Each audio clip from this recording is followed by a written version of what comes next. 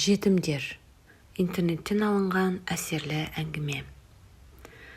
Мен 1983 жылы Алматы облысында дүниеге келдім. Отбасында 7 жан едік. Ата-анам, әпкем, мен және менен кейінгі сіңілім және 2 інім. Өмірге 2 рет келген ерекше жанмын десем де болады. 40-мнан шыққаннан кейін әжем тоңазғышта тұрып қалған ескі сиыр сүтін берген екен. Соны көтере алмай ауруханадан бірақ шығыппын. Қатты ауырып, жансақтау бөліміне түсіппін. Анаммен бірге ауруханада 2 ай жатып, бетім бері қарамай жүрегім тоқтап қалыпты.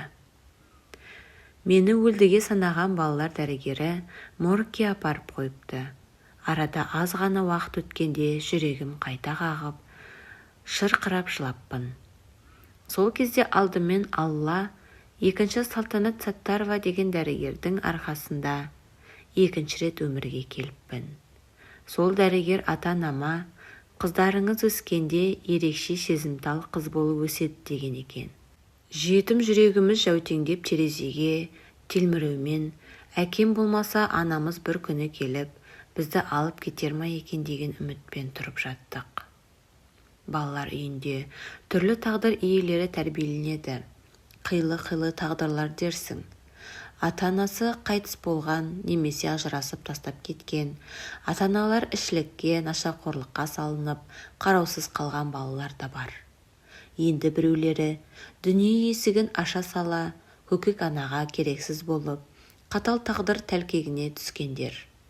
Перзентханаға тастап кеткен, қоқыс жәшігінен, дәретханадан табылған балалар да осында. Көздері мөлтілдеген, жанарлары жәутеңдеген, жандары жабырқаулы, бала жүректері мейірім мен шапағат іздеген қилы тағдыр иелері. Солардың арасына біз де қосылдық. Мұндағы темірдей тәртіпке бағындық. Ересектер, өз төсектерімізді жинаймыз. Бөлмелеріміздің шаң-тозаңын сүртіп, еден жуамыз. Кейде сылағы түскен жерлерді ақтап сылаймыз. Өз киімдерімізді өзіміз қолмен жуып шайып аламыз. Сол жерден не берсе соны киеміз, тамақ та солай. Аш қалың келмесе бергенін жейміз. Тәртіпке бағынбасаң болмаса, бірдеме ұнамай қалып, қарсылық білдірер болсаң аямайды. Тәрбиешілерден жақсылап таяқ жейсің. Құдды бір есік, терезесі ашық түрме секілді. Балалар үйінің арнайы мектебі жоқ еді. Орталыққа барып, жалпы мектепте оқып жүрдік. Толыққанды отбасының балалары мен біздің арамыз жер мен көктей еді. Біз үстімізге ілінгенді киіп, бірде аш, бірде тоқ болып жүретінбіз. Ата-анасы бар толыққанды отбасылардың балалары мектеп асханасынан қалаған алып жеп жүретін, жақсы киінетін, жарқырап күліп ойнап жүретін. Сабақтан соң ата-аналары келіп мектеп алдынан күтіп алып кететін. Ата-аналарына еркелей, қол ұстасып, әңгімесін айтып кетіп бара жатқан балаларға қызыға да қызғана қарайтынбыз. Ішімізден армандаймыз. Шіркін бізді де отбасымыз болса ғой. Әке-шешемізге еркелесек, өз үйімізде тұрсақ, әке-шешеміз келіп мектептен алып кетсе екен, дейтінбіз. 5-еуміз мұнда бауырмашыл болдық. Әпкем екеуміз сіңілім мен інілерімізге қарап жүретінбіз.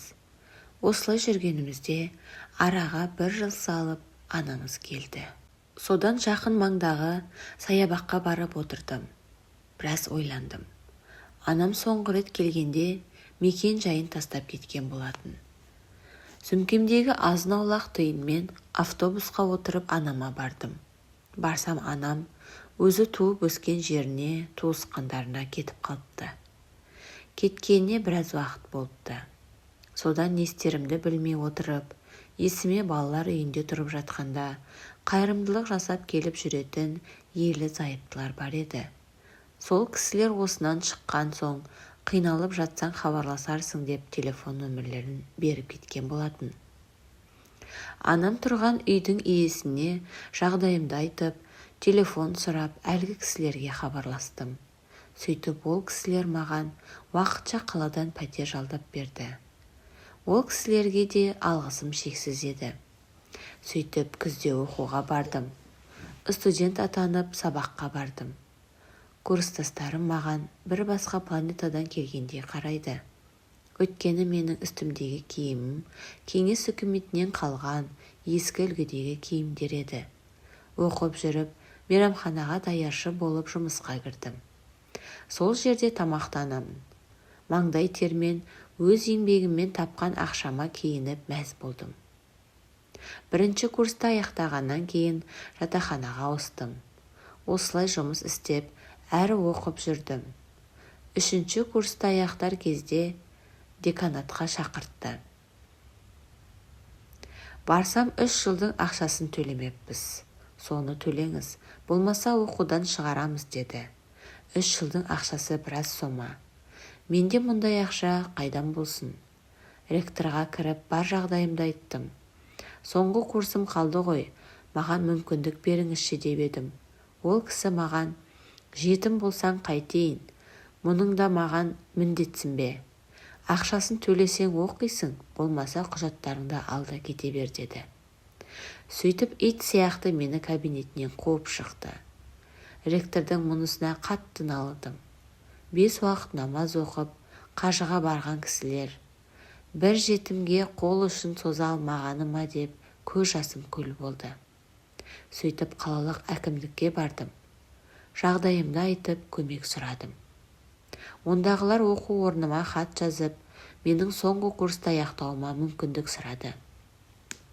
Бірақ оқу орным 3 күн ғана рұқсат берді де 4-ші күні оқудан шығарып жіберді. Жалпы балалар үйі деген құлаққа түрпідей жаман естіледі. Балалар үйінде өткізген күндерімді есіме алсам, жаным ауырады. Ата-анамыз бола тұра тірі жетім болдық. Ата-ананың аялы алақанын, мейірім шапағатына зәру болып өстік. Мейіріммен бір ауыз жылы сөзді сырттан іздедік. Ешқашан біреуге еркелеп көрмедік. Мейіріммен жылуды білмей өстік. Мен ол жерді жаман деп айтпаймын. Су ішкен құдығыңа түкірме дегендей, сол жер пана болды бізге. Тек не қазақша, не орысша тәрбиелі ала алмай, жалпақ тілмен айтқанда дүбәра болдық. Өсе келе бойжеткен шағым мен студенттік кезімде, нағыз ойнап күлер шағымда, жастықтың жалынын сезіне алмадым. Бар ойым, қаңғып кетпей аш қалмай, бауырларыма қарасып оқуымды бітірсем дейтінмін. Кейінгісі қоғамда қалыптасқан пікір бойынша, адамдардың жетімдерді менсінбей, кемсітіп қорлауы жаныма қатты батты.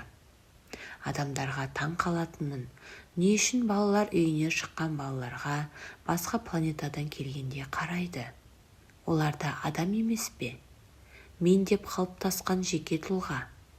Оларда қоғамға сіңісіп, жұмыс істеп, отбасын құрып, өсіп өнгісі келеді. Меніңше сіздерде мынадай бір түсінік қалыптасқан. Ол жерден шыққан ұлдар мен қыздардың психикасы дұрыс емес. Нашақор, алқаш болмаса, жеңіл жүрісті, дұрыс тәрбие көрмеген. Ішіп жеп жата бергеннен қоғамға бейімделіп кетуі екі талай. Тексіз балалар деп ойлайды. Мұны жоққа шығара алмаймын. Иә, ондайлары да кездеседі арасында. Бірақ ол жердің балаларының барлығы бірдей емес. Өмірде көріп жатқанымыздай, ата-анасының көз алдында толыққанды отбасында өскен ұл қыздардың да теріс жолға түсіп кетіп жатқандары бар емес пе? Өз үйінің, ата-анасының оң жағында отырып, аяғы ауыр болып, некесіз босанып алып жатқан қыздар. Немесе нашақор, педофил, бұзақы, қылмыскер. Мұндайларда қазіргі заманда көптеп кездесіп жатқан жоқ па? Көпке топырақ шашудан аулақпын әрине. Біз жетімдіктен тоңып секірсек, мұндайлар тойып секіріп жүр деп айтар едім. Аллаға шүкір, біз ата-ананың тәрбие мейірімін көрмей, балалар үйінде өссек те теріс жолға түсіп кеткен жоқпыз. Әңгімені соңына дейін тыңдағандарыңыз үшін көп рахмет. Аман болыңыздар.